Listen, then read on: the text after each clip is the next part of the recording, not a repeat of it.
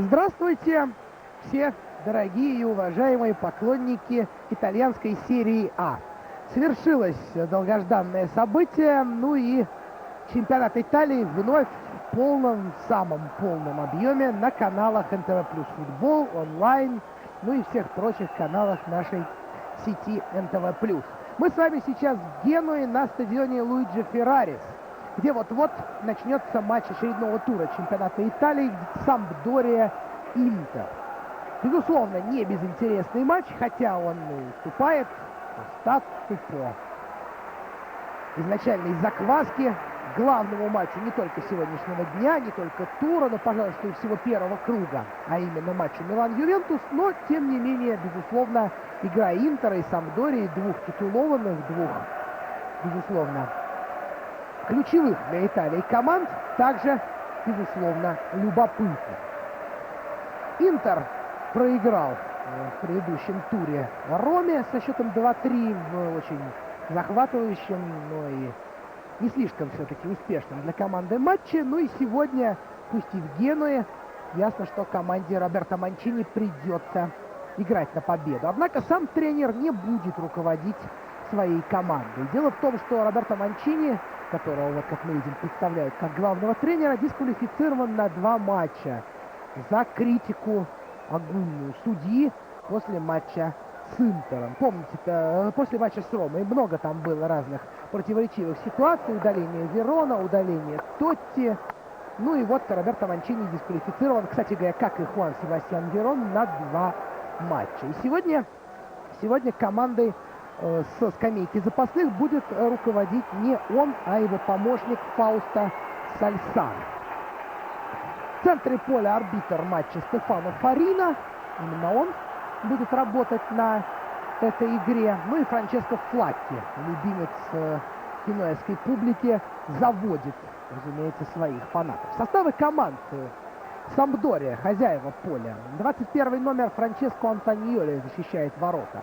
77-й Кристиано Дзенони. 14-й Марсело Кастеллини. 15-й Луиджи Сала. 26-й Андреа Писано, 34-й Аймо Диана, 4-й Серджио Вольпи, 17-й Анджело Паломба, 7-й Андреа Газбарони, 10-й Франческо Флакки и 18-й Эмилиано Бонаццолли, лучший бомбардир Сампдории, 6 голов на его счету в чемпионате Италии. Интер, 12-й номер Жулио Сезар, голкипер.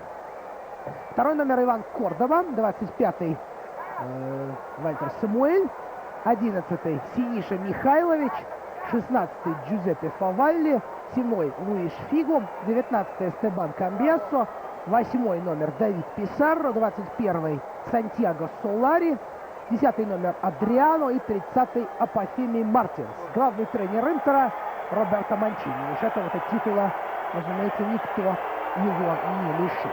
Роберто Стефано Фарина, как я уже сказал.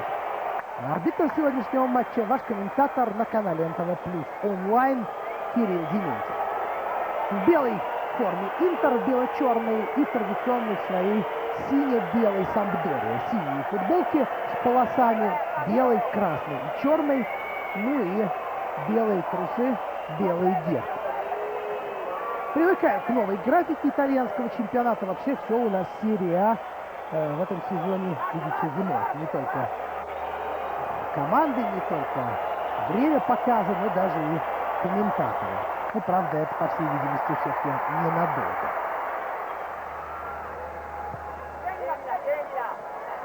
Хозяева поля с мячом, ну, нарушение правил против 18-го номера Бонаццолли. Высокорослый нападающий, хорошо головой играет. Типичный, кстати говоря, достаточно итальянский центр-форвард. В общем, с тем же Лукой Тони вполне его можно сравнить. Мощный, столбового такого типа, хотя Бонаццолли не назовешь очень маленьким футболистом, очень медленным футболистом, вполне он неплохо на скорости. Кристиано Дзенони работал с мячом на правой бровке, который не будет занимать в этом матче. Штрафной мяч Флакки. Ну и может получиться неплохая атака у Сампдории. Будет ли удар по воротам? Нет, пока пытается там, по-моему, Диана сам разобраться, и в итоге мяч прилетел прямо в руки от Джулио Сезара. Это был Андреа Гасбарони, 7-й номер. Молодой футболист, достаточно в свое время выступал за молодежную сборную Италии, которая выиграла чемпионат Европы для футболистов не старше 21 года. Ну вот, кстати говоря, в Сампдории, что интересно, довольно много футболистов, имеющих опыт выступления за пару. Тут можно вспомнить, например, того же Андреа Писану, скажем. Ну и вот, кстати говоря, Эмилиано Бонаццоли тоже начинал свою карьеру именно в Парме. Надо сказать, что он подавал надежды еще даже до появления в команде Альберто Джиlardини. Тоже, кстати говоря, вполне похожий нападающий в какой-то степени. Интер прессингует соперника на его половине поля. У Интера сегодня, как я уже говорил, не играет Верон. Тем не менее, команда сохраняет свой латиноамериканский вкус. В большинстве последних матчей Интера 8-7 человек основного состава именно этот регион представляют. Ну и, в общем, сегодня примерно то же самое. Что получится из этой атаки? Нет, не получает мяч Адриано. Адриано и Мартинс сегодня составляют пару нападающих.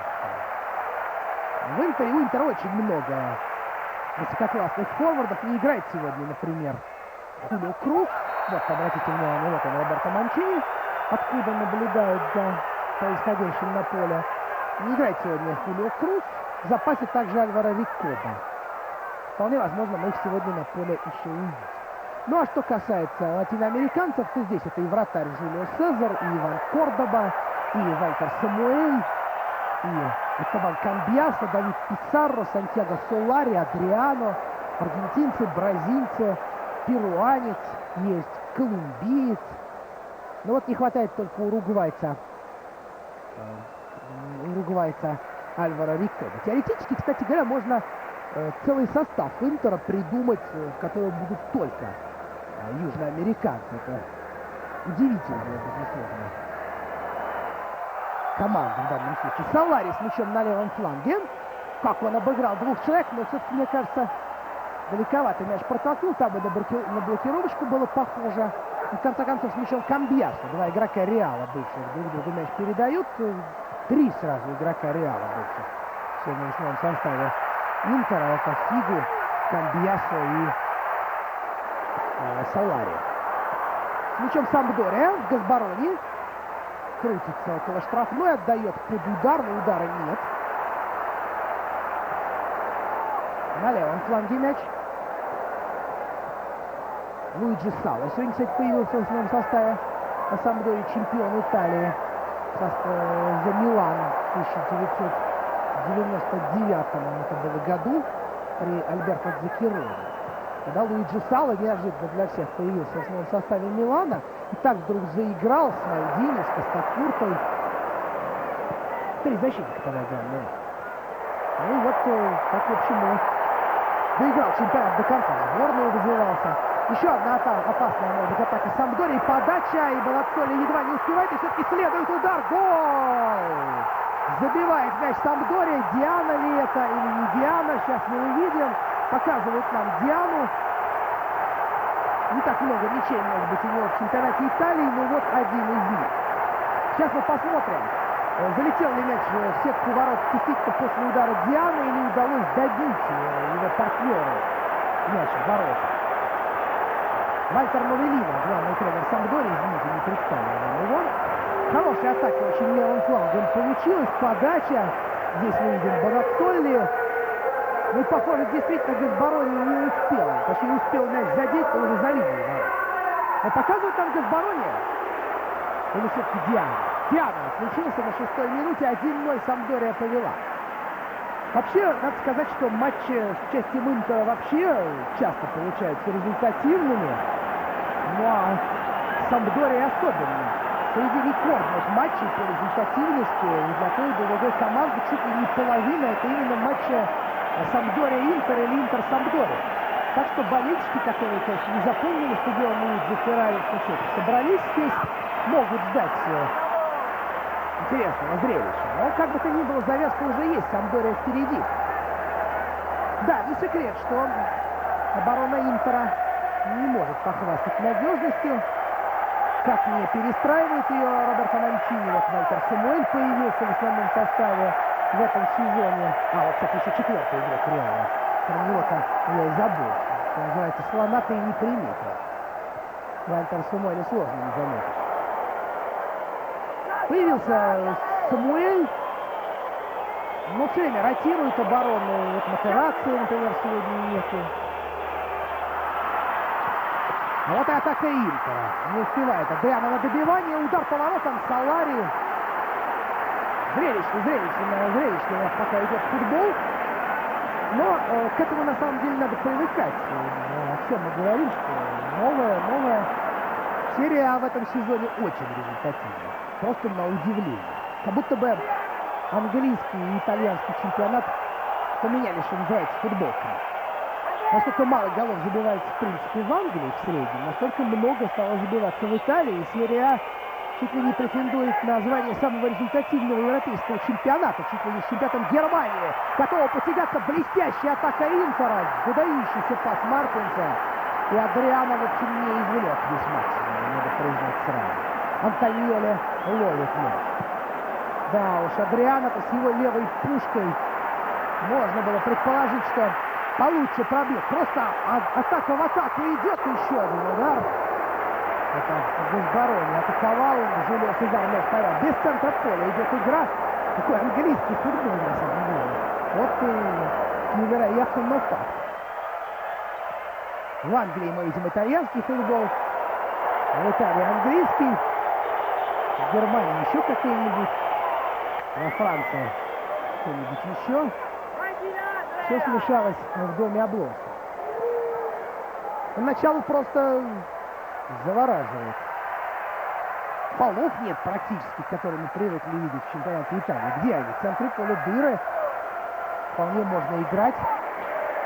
Писану. Навес штрафной на Бонаццоли. Тот сбрасывает в расчете на фланге. Оборона Интера продолжает очень пожарить. Кто сегодня составляет оборону Интера у нас? Иван Кордоба, Вальтер Самуэль, Синису Михайлович и Джузеппе Фавалли. Фавалли действует слева. Простите, справа, разумеется, справа это Джузеппе Фавалли. Слева, видимо, будет играть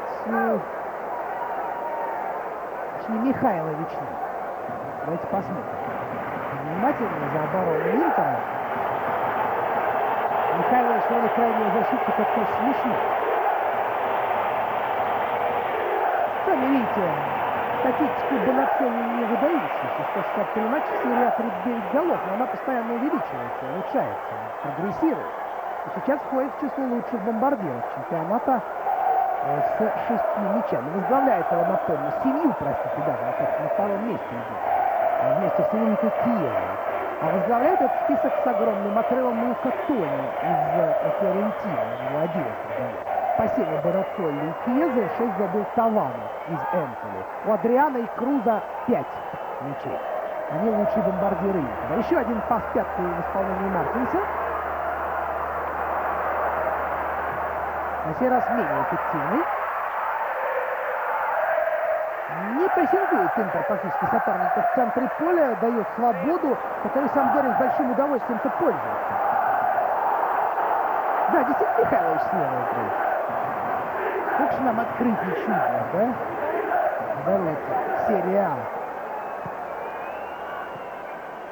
Михайлович, который никогда вообще быстрым игроком не считался.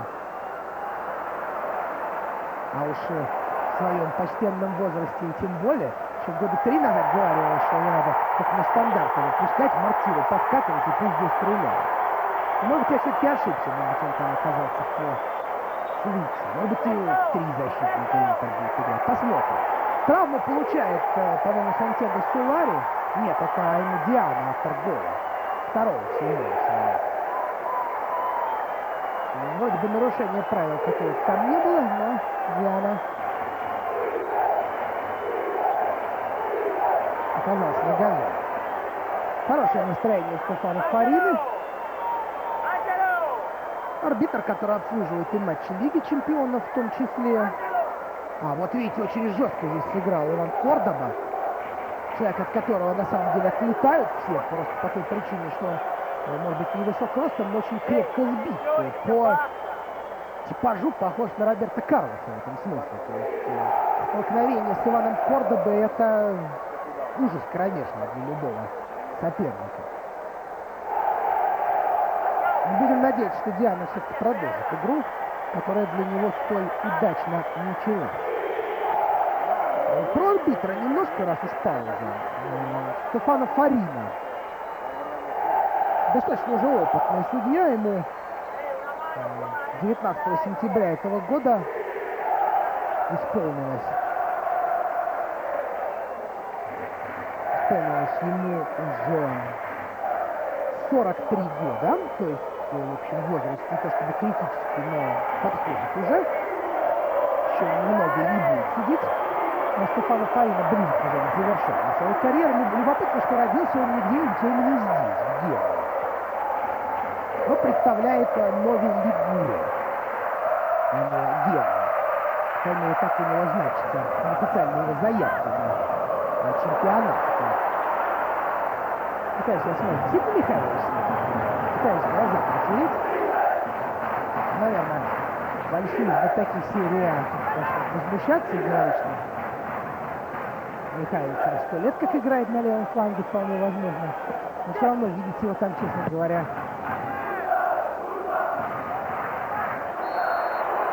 как-то дико. Вот сразу сейчас там Адриано играл, на самом деле, который тоже, как известно, левша. Но почему нет? У нас левая нога может играть в обороне слева.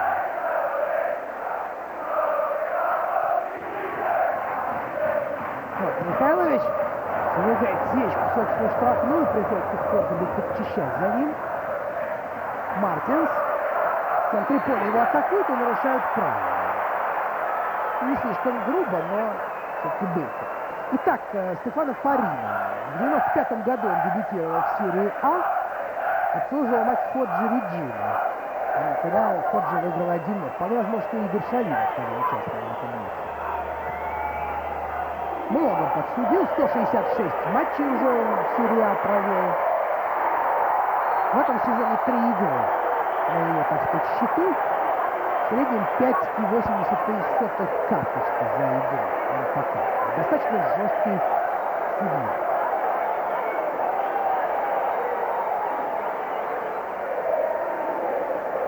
Всего 6 фолов пока на фамилии команды. На Италии, безусловно, не результат. Вальтер Новеллино. Экспансивен. Подача в штрафную. Точнее, подразумевал, что он пойдет в штрафную. Однако по пути мяч передумал и решил свернуть туда, на бровь. Как будто там располагалось какое-то питейное заведение, куда ему срочно захотелось зайти. Фигу. Налево перевод. Некачественный для Фигу. Точно Газборони пока везде. И в атаке мы его видим, и в полузащите. Вот сейчас именно он перехватил неплохую, но все-таки немножко неаккуратную передачу. И опять справа в обороне Интера никого нет. Фавалли тут не успел. Но, правда, передача с фланга была сделана не точно. Салави. Против него Кристиано Дзинони. Фигу переводит дальше направо. Адриано сейчас под левую сидит. Он мяч укладывает или пойдет сам в штрафную. Защитник не пустил. Марсело Кастельни. Вот Адриано. Фигу. Удар по воротам. Удар у Фигу из-за штрафной всегда опасный, разумеется. В данном случае он вышел ворот. Еще травму получил игрок Самдория, это Луиджи Санчо. Вообще команда Самдория, надо сказать, достаточно возрастная. Не говоря уже про вратаря Франческо Антониоли, который 69-го, если я не ошибаюсь, года рождения, даже сейчас проверю. Правильно? Да, действительно, 69-го. И здесь еще вратарь с выступлением за Рому, за Болонью, за Милан. Марсело Кастеллини за 30, Луиджи Сало за 30, например. Диана уже тоже очень ветеран. Франческо Флатти, не молодой футболист, не юный совсем. И очень, на самом деле, стабильный состав у Сампдории. В общем, даже та команда, которую Вальтер Новеллино, собственно говоря, и вывел в серию А, она, по сути, перед вами. Да, есть, конечно, изменения. Нет у нас в команде Фабио Баццани, например. Точнее, в составе. Сейчас, собственно говоря, заехать он есть.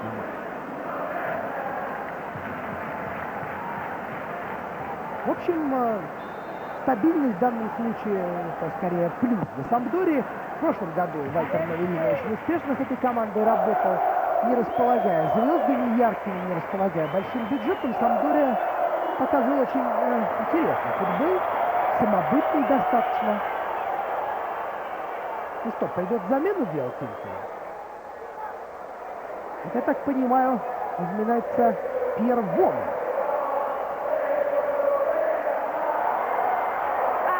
Теоретически это еще может быть Винсон, конечно. 55-й номер. Может быть, этого футболист не слишком хорошо знает даже болельщики Интера. Молодой совсем игрок. Явным как 55-й номер. Дзинони подает, бьет поворотом. Великолепный удар наносит Бонакколи. Это вот классический, на самом деле, итальянской манере. Головой в падении и получает свою команду Жюльо Сезара. А по выставке Самуэля все это произошло. Не справляется пока оборона Интера. Повальный слева. Все-таки оказался. Может, Михайлович, наверное, там был случайно. Кордоба играет справа. Ну, Повальный универсальный игрок. Он и слева может, и справа играть. Кордоба также полезен и как центральный защитник, и как крайний.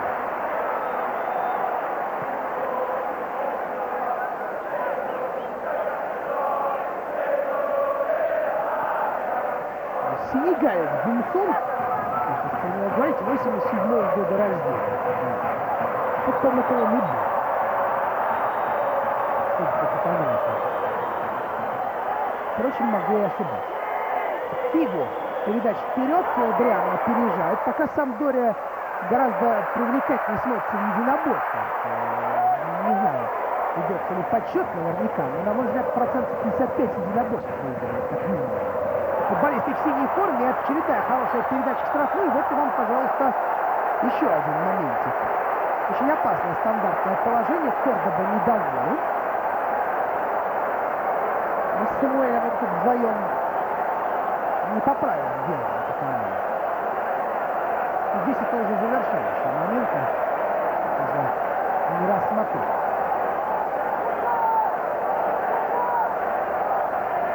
В 20-я минута заканчивается первого тайма. 1-0 пока Сампдория выигрывает. На 6-й минуте этот гол забил Диана.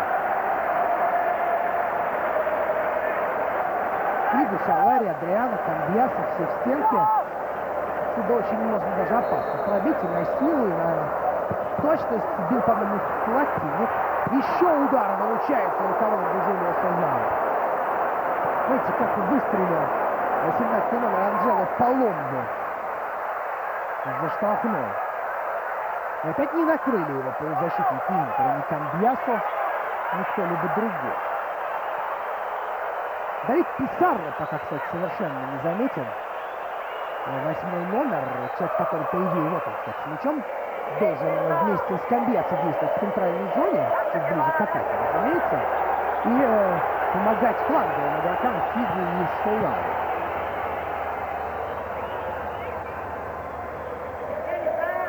Любопытная все-таки команда Интер. Действительно, сборы по сосенке собраны. Самые причудливые здесь и сочетания игроков. Вот, например, троица в полузащите из мадридского Реала. И Михайлович на баре. Вратарь из Бразилии.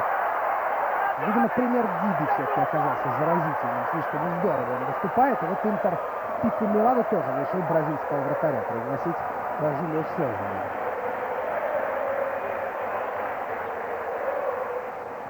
Собственно говоря, итальянцев в составе нынешнего Интера. Вот в этом основном составе даже про итальянцев говорить нельзя. Итальянец. Это Джузеппе Павлович. Ну, не играет все на Коновало, он играет на Терраксе, с этим связано. Штрафной. Сейчас Адриано будет бить, или Михайлович. Опасно и то, и другое. Михайлович бьет, знаменитый штрафной Синиша Михайловича, вытаскивает мяч из перекладины, под перекладину Антоньоли. Да, Антоньоли ли не знать, как Михайлович бьет штрафные. Римские дерби с участием Рома и Лакко. Лакко Михайлович, Рома Антоньоли, конечно, не забываем. Пропускал, по-моему, Антоньоли от Михайловича штрафных. Наверняка было такое.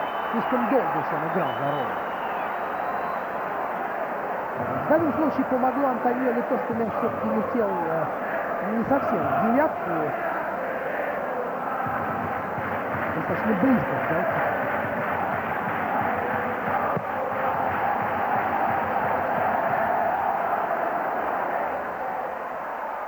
Клакки.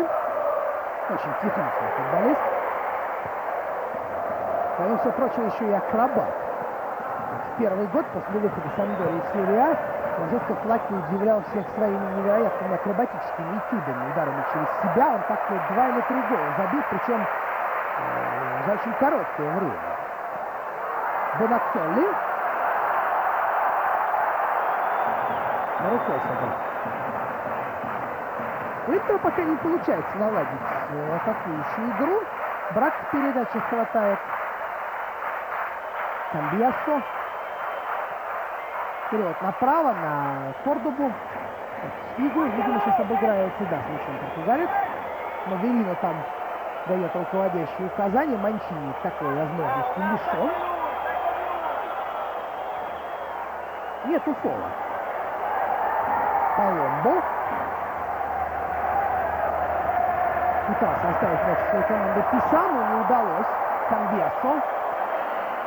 Адриано обыграл защитника Писану и произвел с мячом некоторые ошибки. Скажем, другое дело, что совсем понятно, удар ли это был с правой или пас. Скорее всего, удар. Но правая нога у Адриано все-таки не столь страшна. Пробить он с нее может тоже довольно сильно, но вот точность порой страдает от этого. Так получилось и на этот раз, тем более, что и положение было непростым. Писарро из Удинеза перешел перед началом сезона. И Ювентус в свое время на Писарро глаз положил, но вот в итоге он в Интере оказался. Солари красиво очень отбирает мяч. Он все тот же Газбарони. Правым флангом атака. Зенони. Подача. Еще раз. Едва не получает возможность пробить. Бонаццолли, удар в руку, он может попадать кому-то из интеристов, но продолжается суета и паника в штрафной, и едва не забивает мяч все тот же Андреа Газбарони. Стоит Самдории доставить мяч в штрафную, как буквально там как садовый гамор начинается. Массовый исход. Летятся игроки Интера. Фигу это казалось в центре своей штрафной, из него мяч попал. И, собственно, центральные защитники Михайлович и Самуэль не успевают. Фланговые не штрафные. Что ж такое с обороной-то сегодня? Ну, не команда пропускает.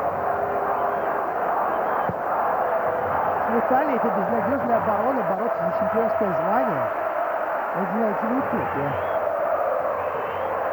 Достаточно вспомнить, как действует правозащита собственных ворот Милана и Ювентуса.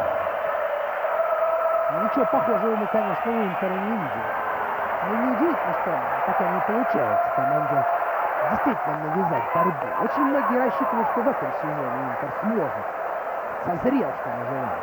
Но вот пока мощная встреча Ювентус-Интер проиграл и без особых вариантов. Да и по дистанции чемпионата идет не столь уверенно. Адриан играет с Камбьясо, по левому флангу побежал Фавайли. Еще один ветеран.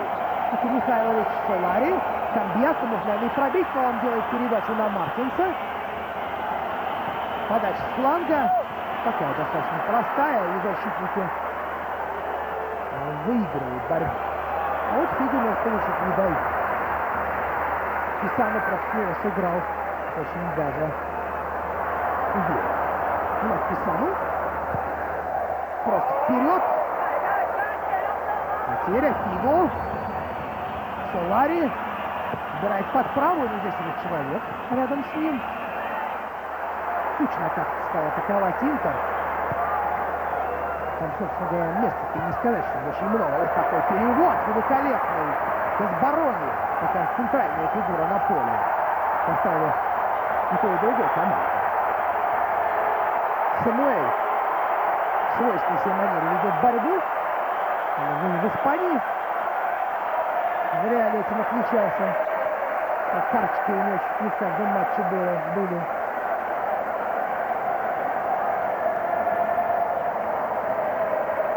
Ну и вот сейчас тоже продолжает действовать в этом же стиле. В Роме, конечно, Вальтер Самуэль великолепно играл несколько сезонов, особенно у Фабио Капелло, который славится умением заставить играть под свою мелодию, своим нотам, что называется, практически любого игрока. Средние футболисты Капелло играют замечательно, а талантливые вырастают практически великие. Это всем известно, что будет касаться защиты. Где бы ни был Фабио Капелло, какие бы команды не тренировал, у него всегда надежный игрок. Даже в реале. Собственно, единственный такой случай в истории современной.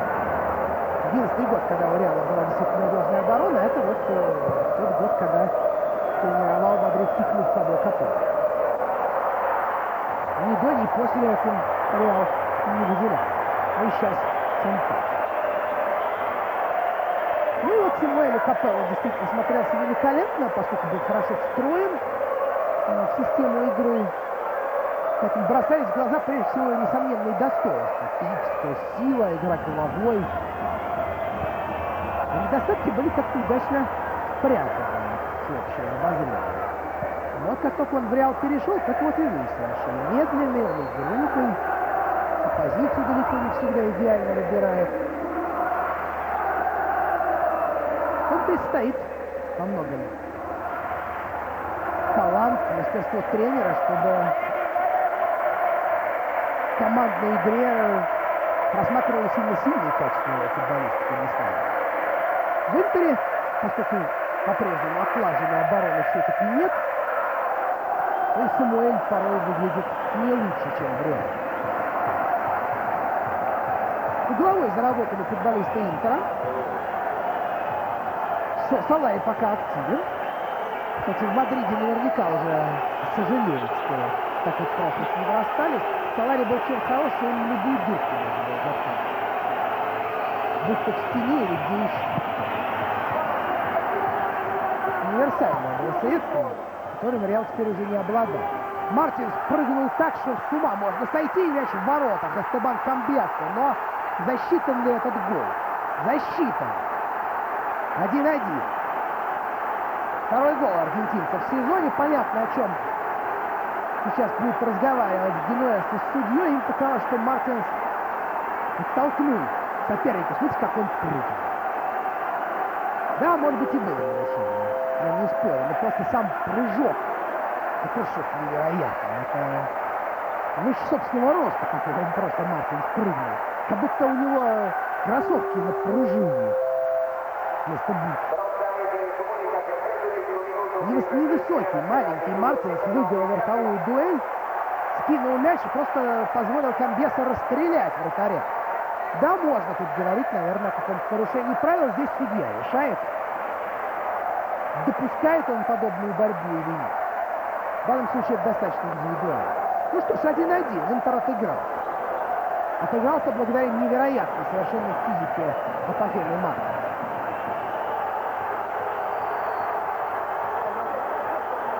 Опа, гол, как его называют в Интере.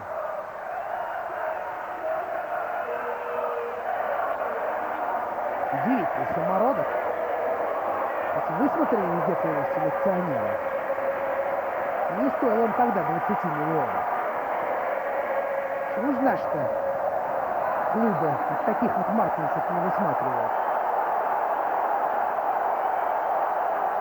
В общем, понятно почему. Такая селекционная служба скаутов, которая существует в Италии, особенно в таком клубе, как Интер. До этой системы нам еще, конечно, расти и расти. Действительно профессионалы работают, которые умеют высматривать молодых игроков. Ну и вот при всем том, что Интер вроде бы свою селекционную политику строит на приглашении дорогостоящих звезд, вот чуть ли не самое удачное приобретение — это вот Мартинс. Играть в основном в составе. Вытеснил, например, Кристиана Зири, скажем, в итоге.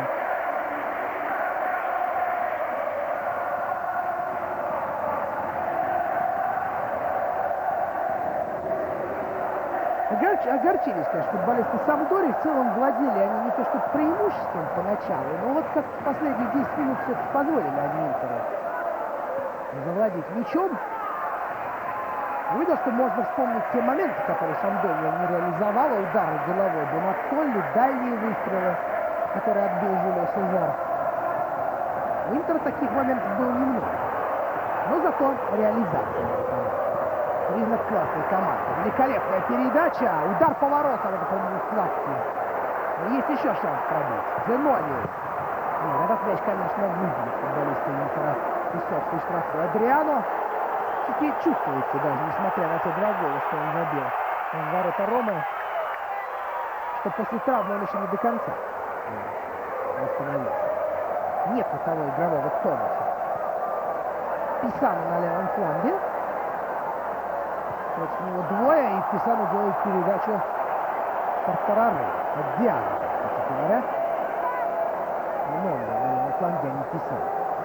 Он показывает завершающий удар Камбьяса, а показывать надо на самом деле не это.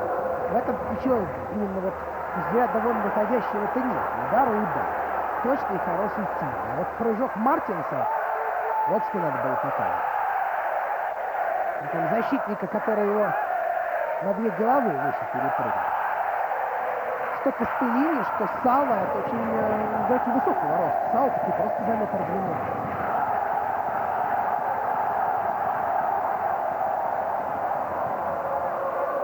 Пас на правый фланг.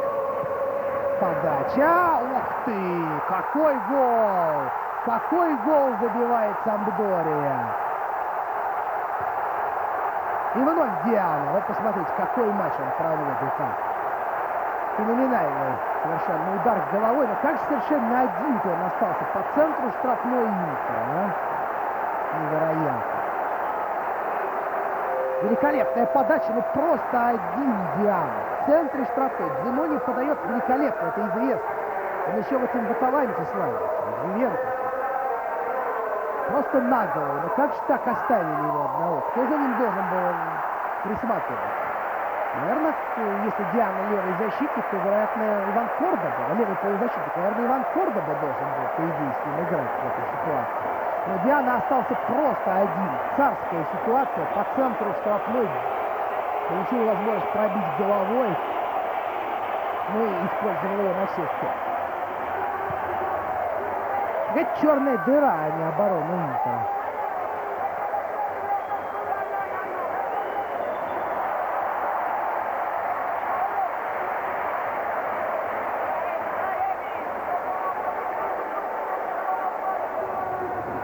Уже 3 мяча мы уже увидели с вами в первом тайме. Думаю, что это далеко еще не предел. Учитывая, сколько ошибок команда допускает в обороне, у Сампдория есть. Учитывая характер матча, безусловно, очень открытый, зрелищный. Я думаю, что голы, конечно, еще будут. Стефано Фарина вообще не заметил. Никаких решений, вот кроме вот этого вот эпизода с Мартинсом, ему и принимать не пришлось. Ну, а, кстати, еще есть кого упрекнуть из обороны Интера, помимо человека, который должен был отвечать за Диану, наверное, можно сказать и о Джузеппе Хавалли, который никоим образом не помешал Зенони, правому защитнику Сампдории, сделать выверенную навесную передачу. Там, конечно, и Солари не без греха, он тоже, наверное, должен был помочь Такая вот коллективная ошибка обороны, и Интер вновь уступает 1-2.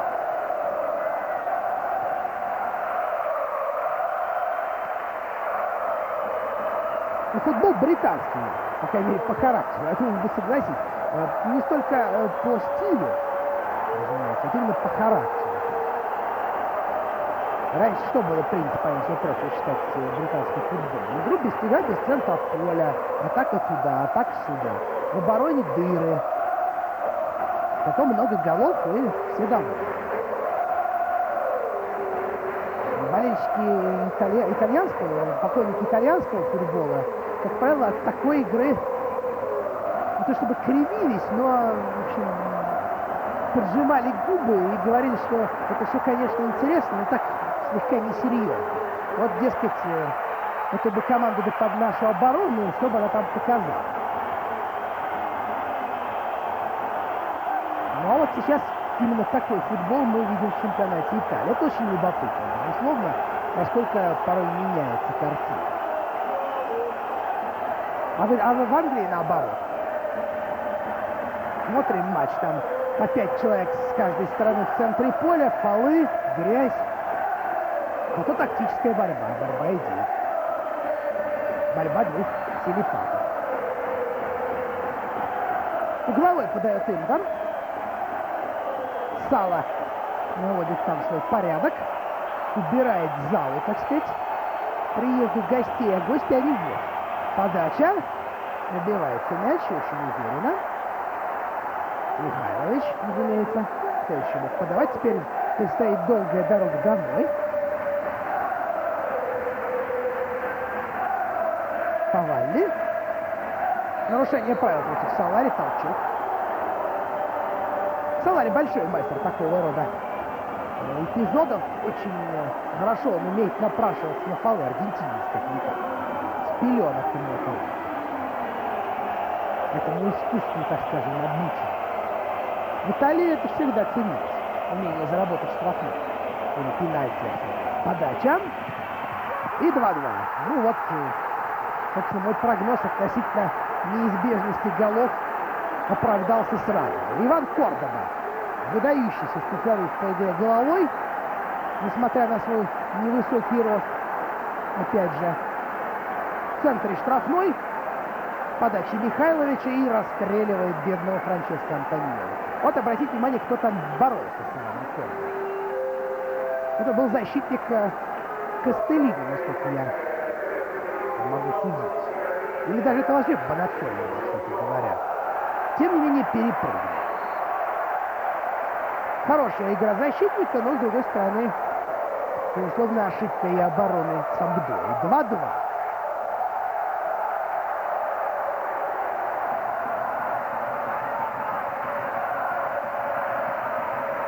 Ну что, возьмут команды передышку или еще до перерыва оставшиеся 5 минут мы с вами голов нащелкаем. Игра рукой со стороны Бонаццоли. Да, по-моему, все-таки это именно он не удержал Ивана Кордобу. Вот, кстати говоря, еще параллелен с классическим английским футболом. Если возвращаться, то вот в этой игре из 4 забитых мячей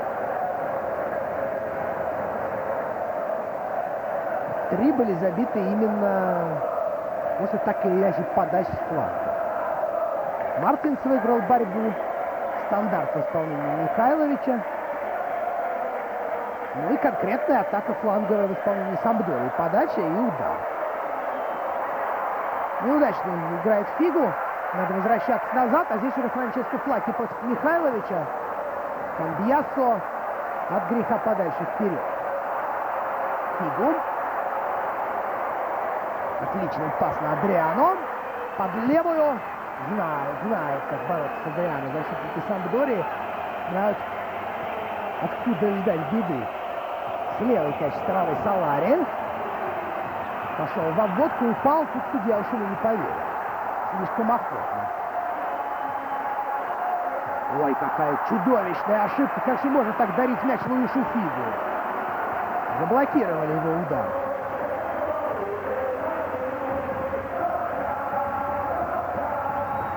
Писарро. Головой заработал. Или как? Недоволен очень Коломбо. Но в любом случае угловой назначен. Это шанс для Интера очередной. Вот он, Кордоба. Прибежал тут, конечно, и Адриано, и Михайлович, конечно, Михайлович подает. Вот. Навес. Что фиксирует Фарина. Самуэль боролся за мяч. Тоже, кстати говоря, большой дока в этом упражнении.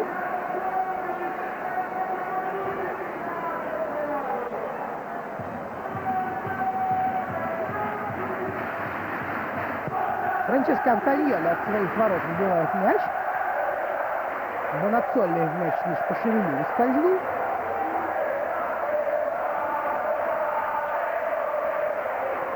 Налево. Там должен быть Диана, наверное, да. Вот он. Но пас не точно. Кардинально Диана. Его партнер. Выше фигу тоже сегодня с передачами, что как-то не складываются отношения. Удар неприятный, но не более того для Жюлия Сезара. Хватит атаковать. Это потери мяча на своей половине поля. На сей раз футболисты Интера и гостили соперника таким подарочком. Костелини выиграл вверх. Дзимони затеял обводку. Салари так просто от него не отцепится. Ну и вот, видите, вынудил соперника расстаться с мячом. Вновь получает мяч аргентинец. Салари. Дальше на Мартинса. Адриано. Все очень красиво. И вот только в последний момент в подкате все-таки удается здесь сыграть Вольфи.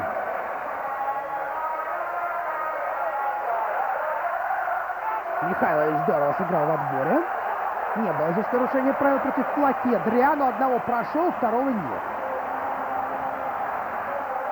Контратака будет у Самдории?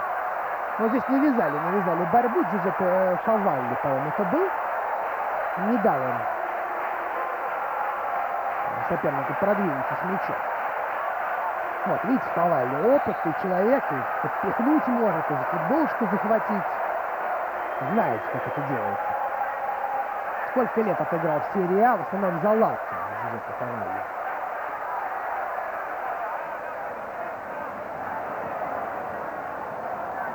На одном фланге в основном он действовал, на другом Джузеппе Панко.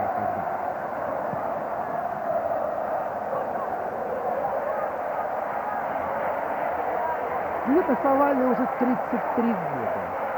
Дебютировал в серии А он еще в 1989 году в матче Интер-Кремонезе. Начинал за Кремонезе, собственно, 4 сезона провел, потом долгие годы выступал за Лацио.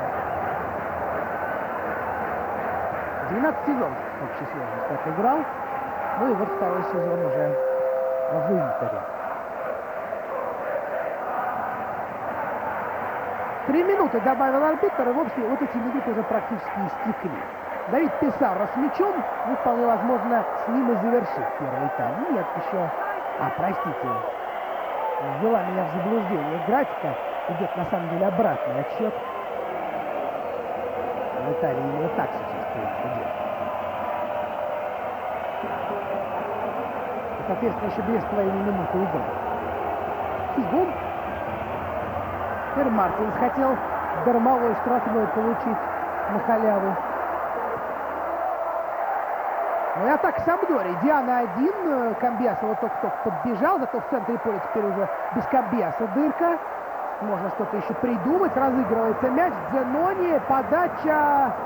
Тут зашила Джулия Сезаро. Мяч не залетел. И угловой. После подачи 77-го номера Самдории. Фавалли, по-моему, сыграл головой в итоге все-таки.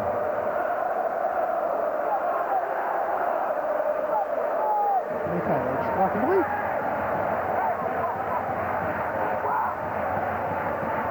Готовится подача. Великолепен. Кордоба. Ну, можно пробить. Удар по воротам. Мяч застревает. Возвращается в штрафную. В падении наносится удар. Красивый, но для Жюлия Сезара все-таки не слишком опасный. Хорошо сегодня бразилец работает вот этими дальними ударами, справляется на редкость уверенно. Были какие-то к нему претензии, не всегда он оправдывает надежды, но, в общем, в целом Франческо Тольда вытеснил. Африканская подача Мартинса из его нигерийского прошлого. Темного достаточно, надо сказать, учитывая, что до сих пор есть подозрение о том, что Мартинс не совсем 84-го года рождения. Называются и другие цифры. 77-й, например, 78-й до Рождества Христова. Еще одно стандартное положение у ворот Интера. Обложили, что называется, судья Интер штрафными. От фол против Флаки Бол. От Фавалли он ушел. Фавалли тоже уже по возрасту, конечно, не спринтер, как и Михайлович. В общем, Михайлович это уже не по возрасту. Никогда спринтер не. Истекает время, добавленное судьей.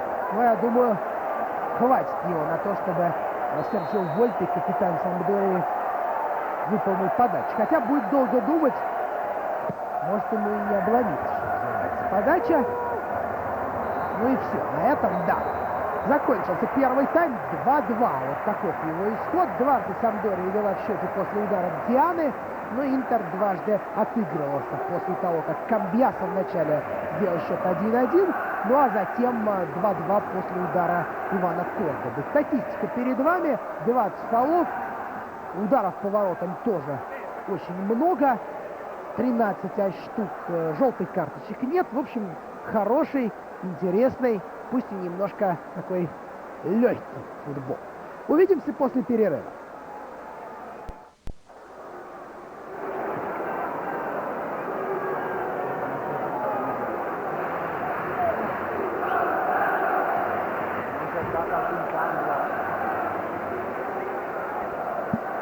Возвращаемся в Геную на стадион Луиджи Феррари. Второй тайм матча чемпионата Италии по футболу Сампдория-Интер. После первого тайма счет 2-2. Уже 4 мяча команды забили. Дважды Сампдория вела в счете. Диана вначале открыл счет, затем сделал его 2-1. Но Интер каждый раз отыгрывался. Вначале это сделал Эстебан Камбьясо после хорошей передачи Мартинса. И затем второй гол в ворота Сампдории забил Иван Кордоба головой. После розыгрыша штрафного это сделал, подал мяч в штрафную Синиша Михайлович. Составы команд, в которых Сампдория и Интер начали первый тайм. Сампдория, Франческо Антонелли, первый, 21 номер, вратарь. 77-й Дзенони, 14-й Кастеллини, 15-й Сала, 26-й Писану, 3-4-й Диана, 4-й Вольпи, 17-й Паломбо, 7-й Газбарони, великолепно, кстати, сыгравший в первом тайме, очень активный, 10-й Флакки и 18-й Бонаццолли. Главный тренер Сампдории Вальтер Новеллини. Интер, Жюлио Сезар, 12-й, 2-й Кордоба, 25-й Самуэль, 11-й Михайлович, 16-й Фавалли, 7-й Фигу, 19-й Камбьяссо, 8-й Писарро, 21-й Солари, 10-й Адриано и 30-й Мартинс. Главный тренер Интера Роберто Манчини, который сидит на трибуне. Дисквалифицирован на 2 игры. Арбитр матча Стефано Фарина в первом тайме ни одной желтой карточки не показал. Единственное более-менее спорное решение, которое он принял, это, собственно говоря, когда засчитал гол, забитый Камбьясо. Футболистам Сампдории показалось, что Мартинс в этом эпизоде нарушил правила. Но иначе посчитал судья, ну и, соответственно, гол был засчитан. Открытая абсолютная игра, даже чуть-чуть безбашенная, с взаимными шансами, но все-таки с некоторым, пожалуй, преимуществом Сампдории. Что будет после перерыва, увидим. Вольпи переводит мяч на левый фланг, но здесь Фигу, хотя бы неудачно сыгравший в первом тайме. Вольпи, Камбьясо выбивает у него мяч. Будет ли удар? На ложном замахе там пытался сыграть Писану. Не до конца получилось. Ой, как здорово сыграл Мартинс, как он развернулся. Опасно делается на Адриано. Тот под левую. втроем, вчетвером табором атакуют, только не дай бог, чтобы не пробил. Зенони. Ну и Солари набивает мяч за пределы поля. Новелино у бровки. Я думаю, что игра в атаке его должна была устроить. А вот ошибки, которые Сампдория допускала в обороне, вот это как раз едва ли. Впрочем, у Интера этих ошибок, пожалуйста, было даже больше. По-прежнему не удается Роберто Манчини отладить оборону своей команды. В чемпионате Италии Интер пока четвертый, 18 очков, 9 матчей, 6 побед, 3 поражения. Разница мячей в пользу, разумеется, Интер, но все-таки пропускает эта команда многовато. Под удар заблокировали его футболисты Интер, но позволили и второй раз нанести удар. Вольфи. Смотрите, вот раз заблокировали, и второй раз к нему отскочил, но вновь попал после его удара в защитника Самуэля. Подача с углового ничем особенным не закончилась. Ну и вот так вот и назад на Антонини. 18-8 разница мячей у Интера. Причем в основном большая часть этих мячей была пропущена в последнее время. Еще одна атака Сампдории, но подача с фланга хромает на обе ноги. Диана ее выполняет. Герой пока в составе Сампдории 2 гола забил. Второй и третий в чемпионате. Сампдория же менее удачно стартовала. Игра на 2 фронта, и факт в том числе пока не очень просто дается команде. 9-е место, всего лишь 13 очков. 4 победы, 1 ничья и 4 поражения. Разница мячей 17-15. Тоже многовато, конечно, Сампдория пропускает. И видимо по этому матчу, что действительно проблемы довольно серьезные в обороне Вальтера Новелино. Многовато позволяет Сампдория такой команде, как Интер. И тот факт, что она по-прежнему держится вровень с Интером, объясняется, во-первых, хорошей игрой в атаке, но и, во-вторых, тем, что Интер сам позволяет очень-очень многое своему сопернику. Ювентус и Милан. Безусловные лидеры, вернее, Ювентус, безусловный лидер, 27 очков, 22 у Милана. Если Милан, правда, выиграет сегодня на Сан-Сиро, то разница сократится до 2 очков. Но пока у Ювентуса рекорд. 9 матчей, 9 побед. На 3-м месте сейчас Фиорентина, ну а замыкают таблицу Лечче, Кальяри, Тревизо и Мессина. 4 или 5 очков у этих команд. Мало они забивают и очень много пропускают. Ну что ж, Сампдория выполняет штрафной, по-моему, Паломбо у мяча. Фарина решительно отмеривает необходимые 9 метров. Немало опасных дальних ударов было в первом тайме по воротам Джулио Цезаро. Голкипер справлялся. Играл уверенно. Ни одной ошибки не допустил. Те мячи, которые в его ворота залетели, он там был ни при чем. Вольфи бьет, попадает в стену. Тем не менее, так продолжается. На левом фланге Диана и угловой. Вновь начало второго тайма, как и начало первого, происходит с преимуществом Сампдории. Разыграли мяч, Диана, подача. Низковато она получилась. Камбьяса выбил мяч из штрафной. Зенони. Очень хороший у него длинный пас, и вот он навес. Но Бонацоли не сумел здесь выиграть борьбу. Теперь уже длинный пас от Давида Писарро в расчете на рывок Маркеса. Защитники Сампдории не дремлют. Зенони. Вперед в поле передача. Паломбо. Вольфи играет дальше. Продирается там Гасбарони. Подача. Не успевает к этому мячу ни Бонацолли, ни Флатти.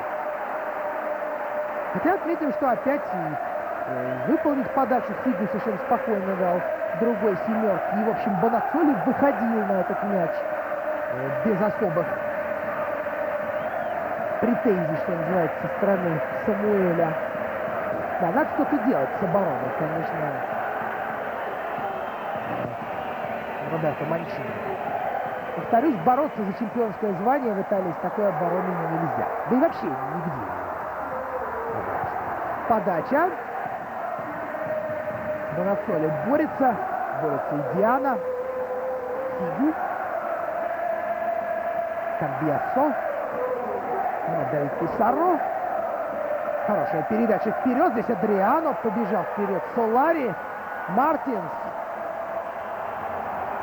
Налево. Ох, как увидел. Фавалли. Прострел. А вот у Фавалли передача не получилась. Адриано забивает его. Как же увидел Мартинс. Как же вырос человек, помимо всего прочего. Не только, когда только появился, казалось, что Мартинс умеет только бегать очень быстро. Сейчас же просто уже действительно разноплановый футболист. Какие передачи делает. Талант, нечего сказать. Фигу.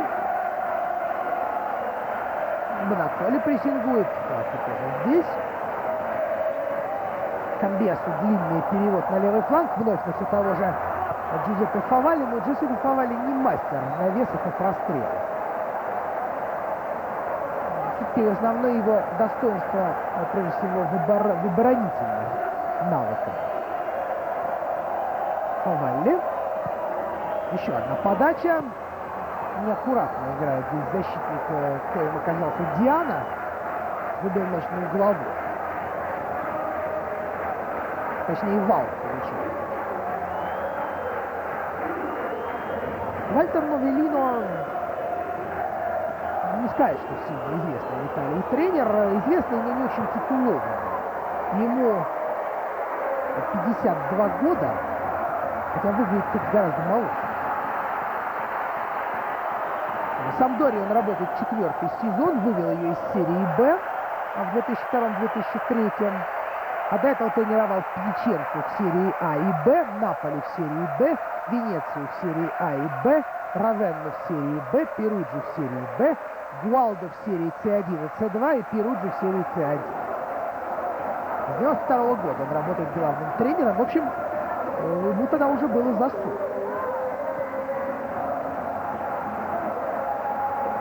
Вот постепенно прогрессирует. Вот в Сампдории работает весьма успешно.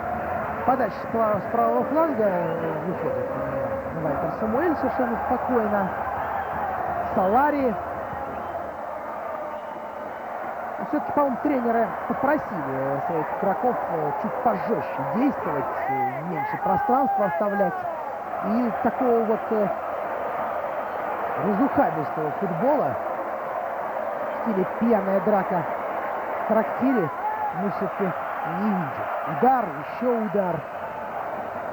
Сейчас это все более позиционно выглядит. Фигу. Подключаясь по правому флангу Кордоба. И в штрафную. На Мартинса и на Адриана. Адриана пока, в общем, без моментов практически. Не удалось ему еще ни разу жахнуть с левой. И замена. Замена в составе Сампдории. Уходит Гасбарони. Может быть, подустал. Может быть, еще что-то с ним случилось. А появляется на поле Максимилиан Тонетто. Или просто Макс Тонетто. 22-й номер. Был у него период, когда Макс Тонетто был в составе Милана. Причем был это тот самый период, когда там был Луиджи Сала, а именно чемпионский сезон Милана. Но в той команде, в отличие от Салы, Тонетто не сыграл. Какой-то более-менее заметной роли. С ним кушать подано он там исполнял.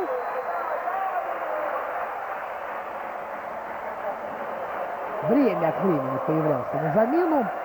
Ну и своим человеком в Милане не стал. Сейчас Тонетто уже не назовешь юниором. Тогда как раз он был довольно молод. В 99-м году.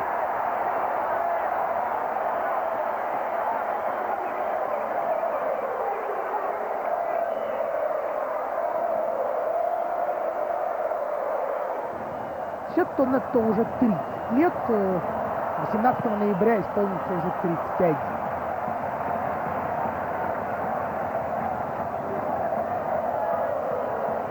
Ну и выступал в основном за команды среднего уровня. Леччи, за Болонью, за Эмполи, за Реджини. Удар!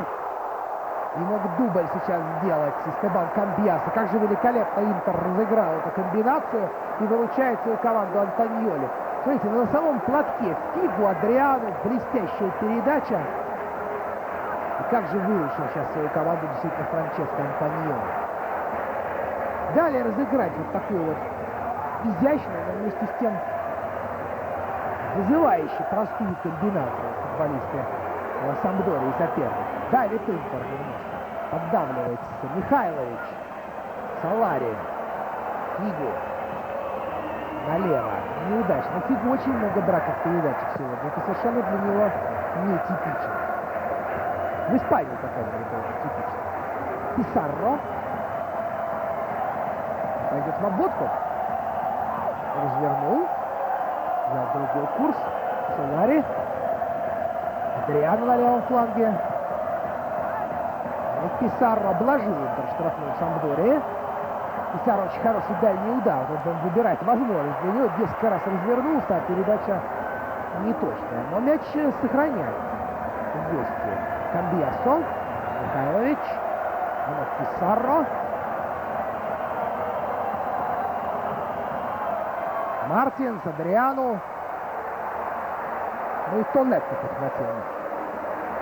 В запасе у Сампдории помимо Тоннетто вратарь Кастеллаци, Далабона, Дзаули, Кутузов, белорусский нападающий, Фальконе, Бурьелло и вот был Тоннетто, теперь он уже на поле. У Интера вратарь Тольда, защитник Бурдиса, Земария, Гоме, Бумсонг, Круз и Рикоба. Вот, пожалуй, что можно рассчитывать и видеть сегодня или Круза, или Альвара Рикоба. Рикоба может заменить одного из форвардов, то есть Солари, да и Фигу, в общем, теоретически, наверное, тоже. Круз, если выйдет, то, скорее всего, вместо Адриана. Вот Адриано решил, наконец, с левой проверить вратаря. Проверил рекламный щит. Выдержал щит. Из центрального круга, практически. О чем тут говорить.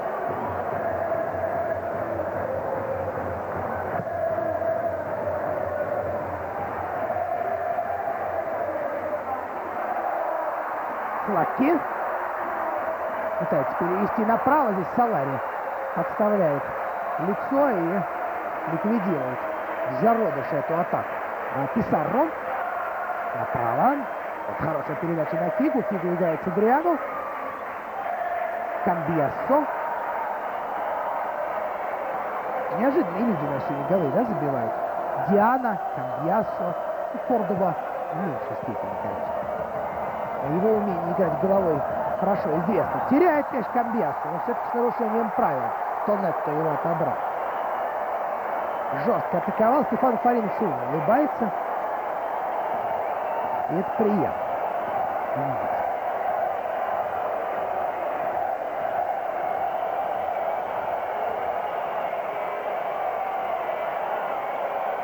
Сложно сказать, доволен ли Роберто Манчини игрой своей команды. По крайней мере, шансы на победу сохраняются. Так, Михайлович и Диана организовали тут небольшую заварушку. Карточка Диана. Диана получает карточку, а что Михайлович? Как-то странно, непонятно. Вроде бы Михайлович выполнял штрафную, почему так вот Диана вдруг решил подставиться, помешать сопернику? Что он тут объясняет? Как игрок из сборной Заира, что ли? Я думаю, кто быстрее. Ну, видите, что получилось. Диана подкатил мяч, а Михайлович собирался бить. Ну и, в общем, теоретически мог бы, конечно, свою ногу затормозить, но не пожелал. Тормозной путь у него, конечно, как у любой тяжелой машины, достаточно большой. Ну, мог бы хотя бы постараться. Тут, честно говоря, и желания не просматривалось. Диана продолжает, кстати говоря, нервировать обстановку. Так и до красной карточки доиграется. Будет совсем герой. Как в свое время Владислав Ващук, помните? Сам забил пенальти, привез человека под удаление, подвел, ну и в итоге сам удалился. И в свои еще, по-моему, забил. Весь спектр. А у нас, кстати говоря, судья Стефано Фарина рискует игру выпустить из-под контроля. Пошли фолы, пошли взаимные претензии. Вот такие вот передачи тоже пошли.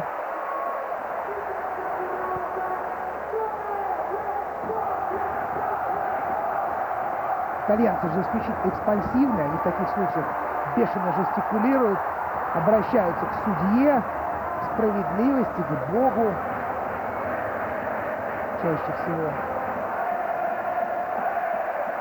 Нервная пошла игра, нервная.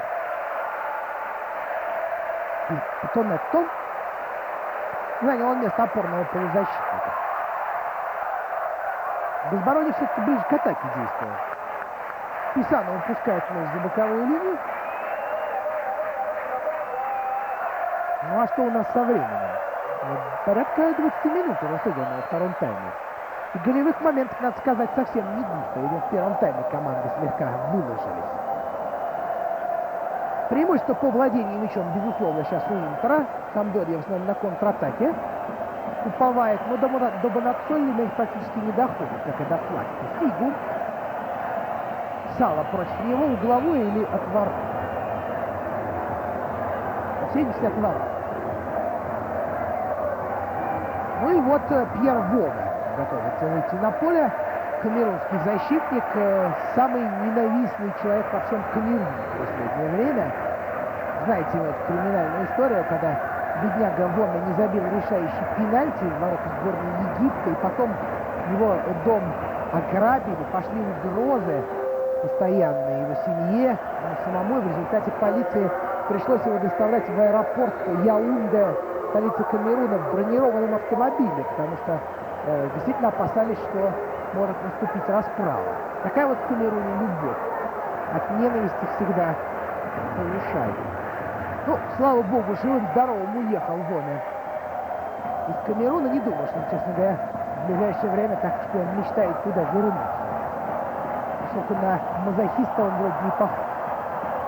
Боме заменил Сантьяго Солари. Посмотрим, что это значит. Значит, это что сейчас Интер 2 гола забивает после хорошего навеса Фигу. Мартинс был готов забить.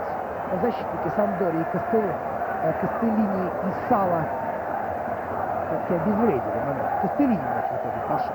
Вообще-то Боме игрок куда более оборонительного плана, нежели Солари. Будем, что называется, посмотреть. Самуэль штрафной. С ним играет Кастеллини. Подача. Антоньоли все-таки добирается до этого мяча. Хоть и не без проблем. Адриану. Навес. Здесь защитники хорошо. Это Диана мяч выбил или Бонаццоли. Я, честно говоря, отсюда не рассмотрел. Скорее даже Бонаццоли. Писарро еще в штрафную, но быстро мяч не долетел. Контратака может получиться. Тонетто направо. На Вона получилось.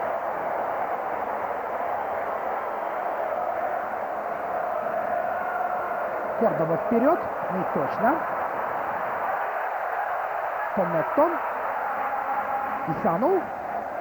В расчете на рывок партнера не получилось. Атака у Самдории, надо сказать, во втором тайме пока не очень просматривается. Больше на авось полагается. В первом тайме это все очень симпатично выглядит. Видимо, подспудно все-таки понимает Новелино, что ничья с Интером это тоже неплохо. В последнем туре Самдория проиграл Ювентусу 0-2. Очень сложный календарь. А ведь матч с Ювентусом был посреди недели. Вот такой календарь. Вначале Ювентус, потом Интер. Это не слишком-то приятно. Да уж совсем непросто. Камбьяссо. Передача на Адриану. Адриано мяч выбивает. Адриано не в порядке. Пока это видно. Михайлович хорошо играет головой. Писарро. Ну на тебе. Приехали. Что же за передача-то? Диана. Перевод на левый фланг. Там Писану, видимо, подключается. Да, Андреа Писану. Тонетто. Обратный пас не точный. Фигу отошел помочь. Великолепная вертушка Адриано. Пошел он дальше, но всех не обыграть. Видимо, и физическое состояние еще не то. Бразильца. В прошлом сезоне Интер дважды обыграл Сампдорию. Дома 3-2. Этот счет вполне может и сегодня у нас состоится в ту или иную сторону. Мартинс, Вьери, Рикоба забили у Интера. Тонетту и Кутузов у Сампдории. Причем в 38-й минуте второго тайма Сампдория вела 2-0. Вот Интер, славившись в прошлом сезоне такими вот номерами, за 5 минут, включая добавленные, 3 гола забил. Хорош, Адриано, хорош.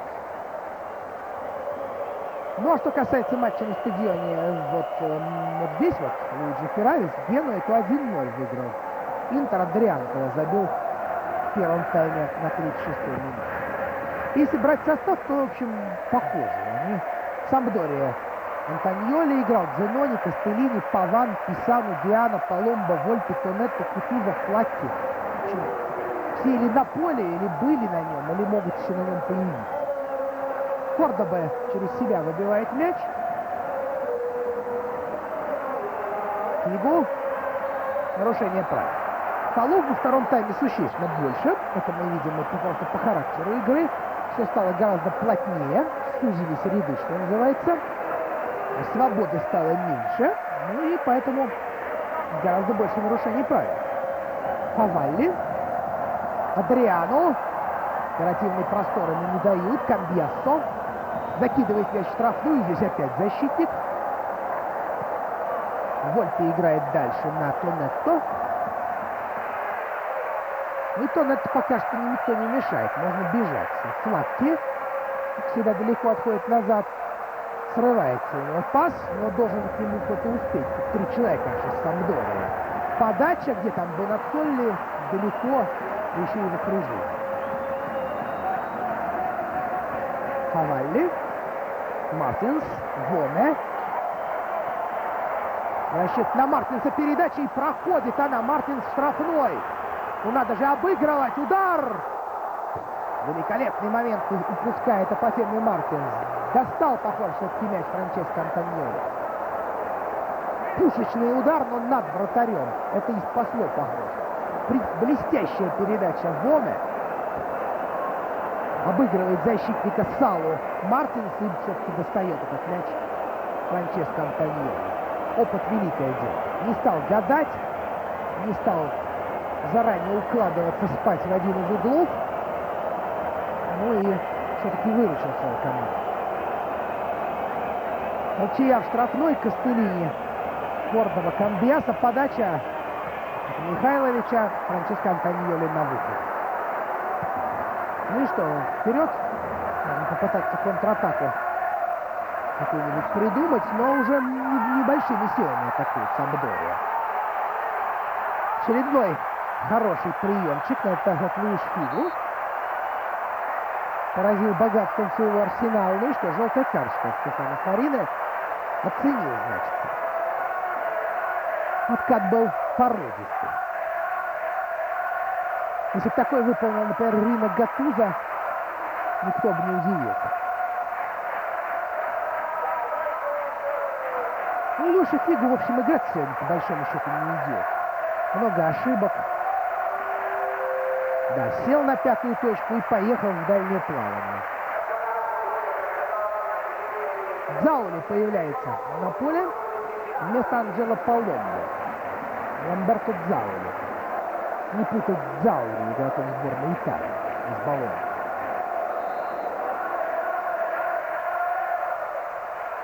Провел замену и Вальтер Новеллино. Посмотрим, удастся ли этой замене оставить какой-то след на поле. Иван Кордоба. Длинный пас вперед. Мартин за мяч не зацепился. И вот эта передача хороша.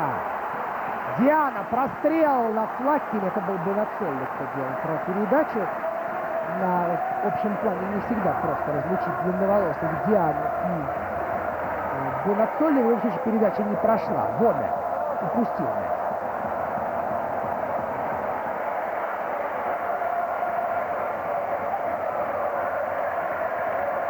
Около 15 минут, может быть, чуть больше, играть во втором тайме матча Интер-Сампдория.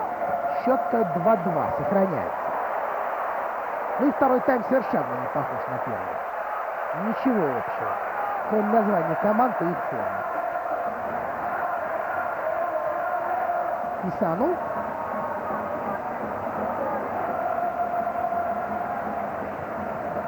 Хватит, кому там пытался головой сбросить. Может быть, собственному отражению. Камбиасо. Выверенная такая передача получилась. Гоме. Все изящно. Мартинс.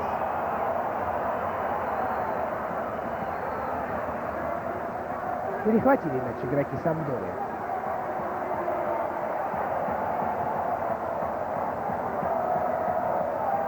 Диану мы видели на правом фланге.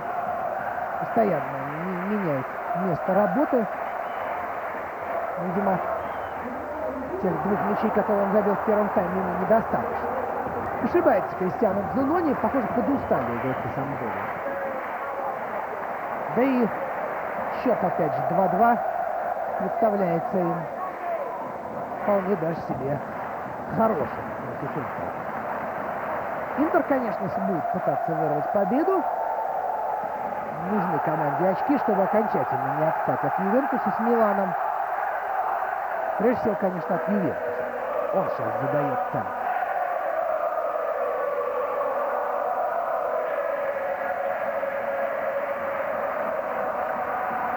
Фигу. Окружение врагов. Адриану. Писаро далековато отпустил. Тут же этим воспользовался защитник. Коим, по-моему, был Макс Тоннетто. И все. На этом атака Интера приказал долго жить. Да, конечно, подкат был нечистый. Причем сам в этом виноват Давид Писаро.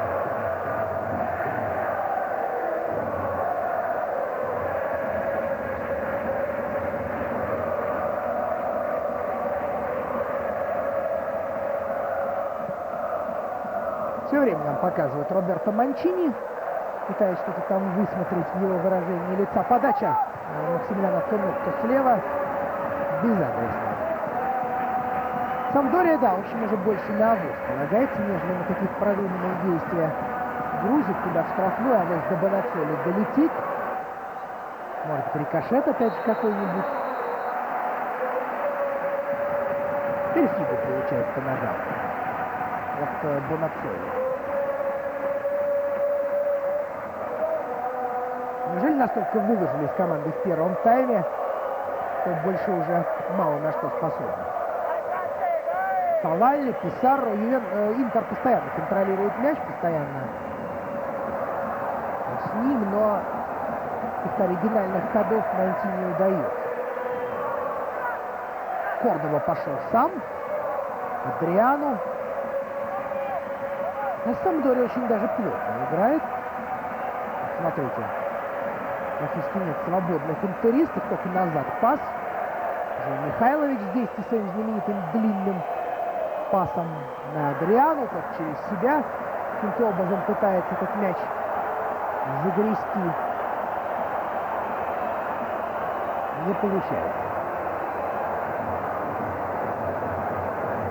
Прихватило тут слегка Андреа Писану, но не настолько, чтобы судья Стефано Фарина пенальти назначил.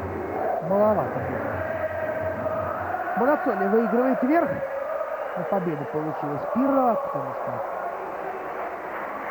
никакой выгоды он из этого мяча извлечь не сумел. Пас на левый фланг на Гоме. Диана. Много потерь стало у Сампдории. Фигу. Так и не видели мы, кстати, ни Рикобу, ни Круза. Верить пока в своих нападающих. Видимо, все-таки Манчини. Как-то он, наверное, держит связь со своим помощником. Вот теперь остается уже менее 15 минут на то, чтобы какой-то из команд, возможно, забить гол.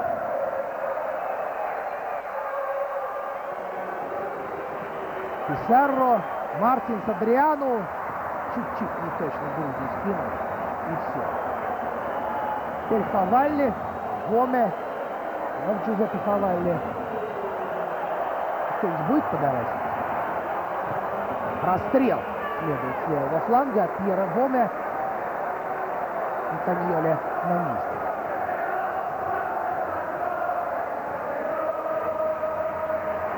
Продолжают петь болельщики Сампдории. Надеются еще на победу. Нарушение правил. Одно из очень-очень многих во втором тайме. Желтую карточку Стефано Фарина тоже предъявил. Эстебан Камбьясо, насколько я помню, ее заработал. Или Фавалли.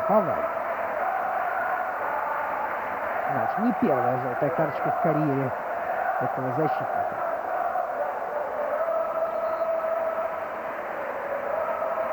Это уже завершающая часть.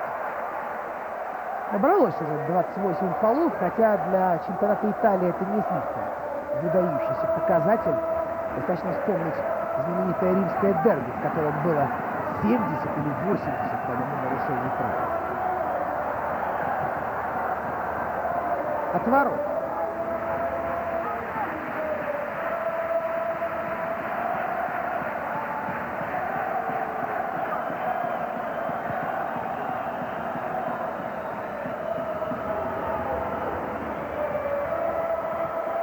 Очередная длинная передача от Михайловича, но Марченко там уже, по-моему, немножко привыкли к тому, как он ведет борьбу за мяч, и в последнее время защитники с ним справляются. Сампдория практически отказалась от организованной игры в атаке. В последнее время только и делает, что защищает тот счет, который устраивает Вальтера Новеллини. Фигу. Прошла передача на Мартинса. Дальше что? 3 человека возле нигерийца. Тот играет на Фигу. Ну и можно сделать навес. Иван Кордоба. Вновь поперед. Фигу. Под правую. И парашютик такой пытался исполнить. Португалец излюбленный его номер. Но сейчас, во-первых, вратарь практически на линии ворот находился. Так что даже если попал бы в створ Фигу, наверняка вратарь бы Антониоли этот мяч отбил. Но самое главное, что точности не хватило.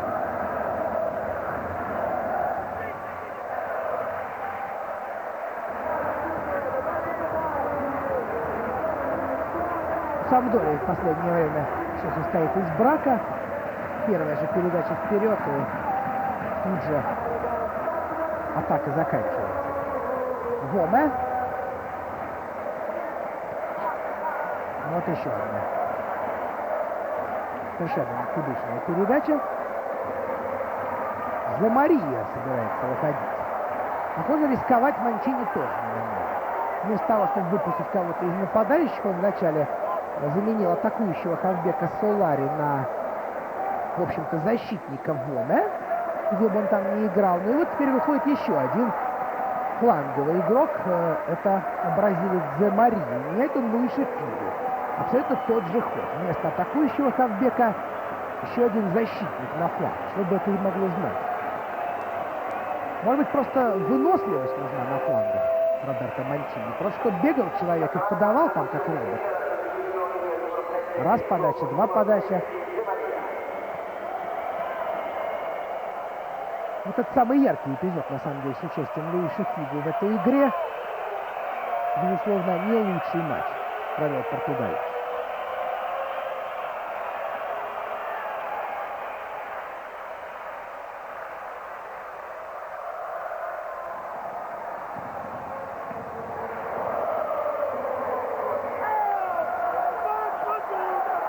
Джузеппе Фавалли. Все пытается через Давида Писарро. Именно он в отсутствии Верона распределяет большинство мячей. Адриано продолжает и спрашивать благословение у небес, поскольку каким-то другим способом забить всему не получится. Даже в регбийные ворота этот мяч бы не попал. Слишком уж просто. Кристиано Дзанони. Кристиано Дзанетти долгое время играл за Интер, за сборную Италии. Вот сейчас его нет. Ну что, пока все идет к тому, что счет первого тайма сохранится. Интер, конечно, атакует, но как-то вяло. Но вот сейчас, может быть, Камбьясо, к Адриано тут же куча опекунов прилепилась, Мартинс пробил, а было ли положение вне игры? Если не было, то удар его стоит признать пустой тратой времени. Не идут сегодня почему-то удары у нападающих Интера, что у Мартинса, что у Адриано. У Адриано-то вообще, на самом деле, все в молоко летит. Если кого и выделять в составе Интера по этой игре, то, безусловно, Эстебана Камбьясо. В центре поля пробовал он все-таки страховать партнеров. Гол забил, еще были моменты. Ну и Иван Кордоба также неплохо. С левого фланга, конечно, пришли два гола Диана. Но когда Диана их забивал, он был уже в центральной зоне. Вот и Зе Мария пообщался с мячом. Замену проводит и Вальтер Новелина. Человек в центр поля. Появляется Сэм де Лабона, проявивший себя еще в чемпионате Англии, где выступал за Челси еще до периода Романа Абрамовича. Джанлука Виалли его, если не ошибаюсь, туда притащил из Италии. Ну и де Лабона какое-то время за Челси достаточно успешно выступал.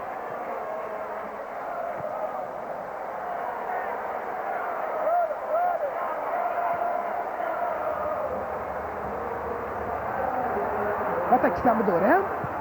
Подача с фланга. Ух ты! Какой же был бы гол! Вновь Бонаццоли блеснул мастерством. Как же сыграл на опережение от Самуэля. Ушел. Вроде бы простая атака. Вот смотрите. Отличнейшая подача. Невероятный совершенно по мастерству удар. Никаких шансов для Жюлио Сезара. Выручает просто-напросто перекладина здесь Интер. Заули сделал передачу. Еще один момент. Бьет поворотом Франческо Флакки. Бьет не точно. Вот так вот Сампдория сидела в засаде. И вдруг вот такие вот две атаки провела. Вот она подача Заули. Очень похожий момент по то, что был в первом тайме. Тогда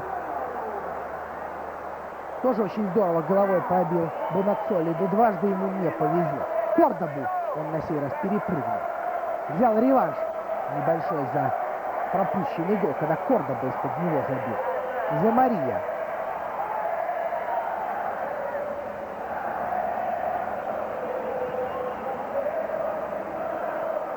Павалли. Гоме. Удар на Адриано. Камбьясо.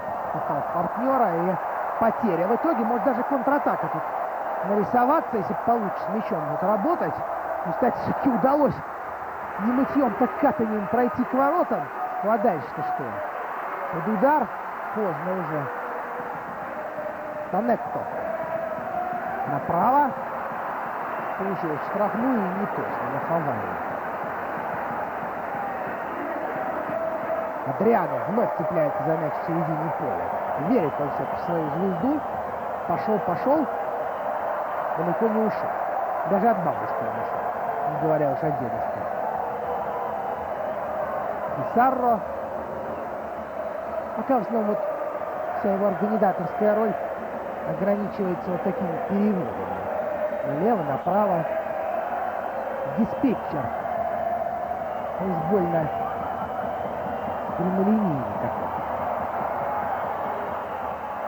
Толкают там, по-моему, Джузеппе Фавалли. Он, во всяком случае, в этом не сомневается. А Стефано Фарина придерживается иного мнения. Хотя пол тут был. Это замечательно видим на повторе. Вот Зенони нарушил правила. Замена Балабонна появляется вместо 8-го номера. Вместо 18-го, вместо Эмилиано Бонаццоли. Ну, это, называется, даже и комментировать не нужно. Вальтер Новелина четко показывает, какой счет ему в этом матче нужен. А именно 2-2. Далабона идет с оборонительного плана в центр поля. Эмилиано Бонаццолли выдвинутый вперед нападающий.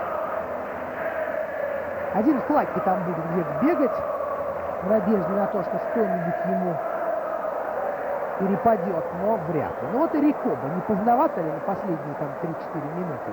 Успеет ли уругваец вообще хоть что-то сделать? Может быть, на его волшебную левую. Расчет вместо Джузеппе Фавалли появляется Рикоба. Все замены Интера сегодня исключительно флангов касаются. В центральной зоне, будь то обороны, полузащиты или атаки, все как было, так и остается. Неизменно. Атака Сампдории левым флангом. Подача очень высокая. Мяч из кадра вылетел. И все. Латанетто угостил партнеров такой передачи. Рикоба в действии на левом фланге.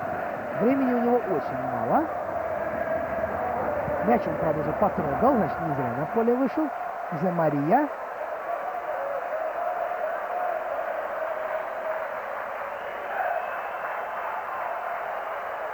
Вот в первом тайме мы говорили, что это английский, скорее, футбол у нас идет, чем итальянский. То вот во втором тайме как раз все наоборот.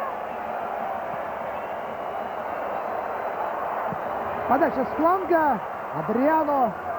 Мяч-то выиграл, но не более того. Диана. Выбить как следует не сумел, но зато аут заработал. В втором тайме много фолов, много борьбы, много брака и мало моментов. Вот, пожалуй, что самая опасная атака Сампдории — это вот как раз удар головой Бонаццолли. Ну а у Интера, помните, был удар Камбьяса в упор и удар Мартинса. Оба были отбиты голкипером Франческо Антониоли. Ну вот, собственно говоря, пожалуй, что и все. 89-я минута идет. Скоро нам покажут, сколько добавил Стефано Фарина. В втором тайме он все-таки начал показывать желтые карточки. Диана получил Фигу и Фавалли. Очередное единоборство заканчивается тем, что мяч переходит к Интеру. И длиннющая передача, которая до Адриано также не доходит. Далабона. Вот, видите, Манчини общается по переговорному устройству, видимо, со своим помощником, который руководит процессом в его отсутствии. Кстати, даже ни разу нам этого человека не показали. Даже как-то обидно за него. Все время только Манчини. Но на скамейке-то Интер тоже есть люди. Например, Фаусто Сальсано, помощник Роберто Манчини. Но вот так нам его и не предъявили. Есть он там, нет его. Науке это неизвестно. 20 минут, 20 секунд еще играть до 45-й, 46-й, вернее, уже минуты. Ну а дальше все на все воля арбитра Стефано Фарина. Дзенони подключается по правой бровке. Дальше на партнера. Диана.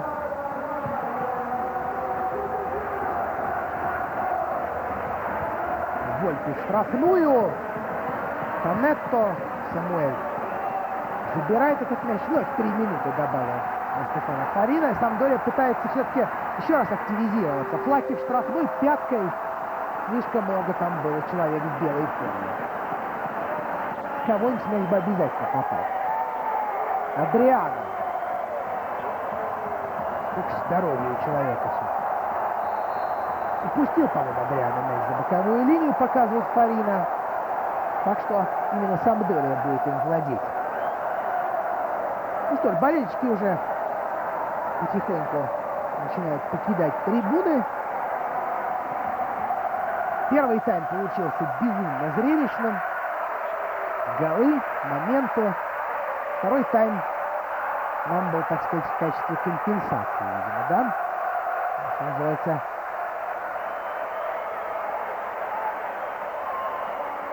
чтобы не слишком много о себе воображать. Длинный перевод направо. Зе Мария.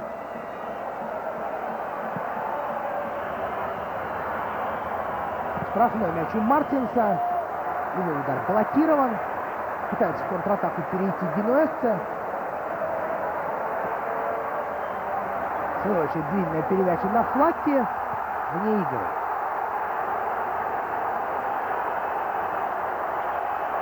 Разгневан Франциско Флакки.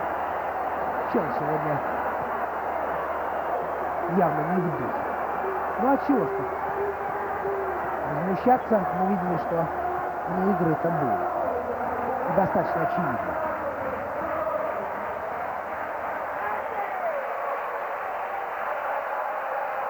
Писарро. Изящный пас от Рикобы. Зе Мария. Пошла последняя минута. Сампдория отбивается. Интер вяло атакует. Словно не веря в свои силы под левую Рикоби. Никто его пробить не даст. Знают прекрасно, что это такое. Подача Зе Марии. А был шанс. Выпрыгивал там Камбьяско. И атака еще не закончилась. Воме. Адриано. Нет, Адриано сегодня ничего не показал.